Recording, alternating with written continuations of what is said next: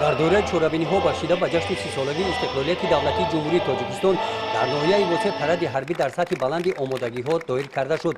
дар қисмати расмии ин чорабинӣ бошукӯҳ бо ҳузури намояндаи ҳукумати ҷумҳурии Тоҷикистон, вазири молияи Тоҷикистон ва ҳузури собиқадорони меҳнат ва иштирокдорони ҳамоиш, раиси ноҳияи восеъ ҳозирин ва сокинони ноҳияро бахшида ба 30-солагии истиқлолияти давлатии ҷумҳурии Тоҷикистон табрик намуданд. дар маърузаи раиси ноҳияи восеъ музаффариятҳое ки дар ин давра дар соҳаҳои ҳаёти иқтисодӣ иҷтимоӣ ба даст оварда шуданд қайд карда шуданд.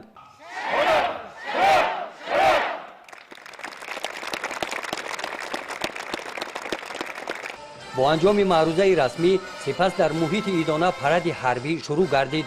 фармондеҳи паради ҳарбиро комиссари ҳарбии ноҳияи восеъ ба уҳда дорад.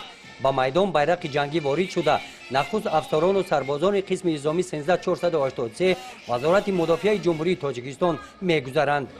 дар саф кормандони шуъбаи вазорати корҳои дохилии Тоҷикистон дар ноҳияи восеъ мебошанд. ниҳоди мазкур аз сохторҳои муҳими қудратии кишвар маҳсуб ёфта дар ҳифзи тартиботи ҷамъиятӣ ва амну субот нақши калон доранд.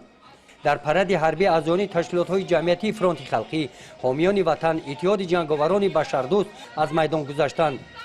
ин дастаҳо захираҳои ноҳиявии мудофиаи ҳудудӣ аз ҷамоат деҳоти Худоё Раҷабов ва дигар ҷамоатҳои деҳоти ноҳия мебошанд.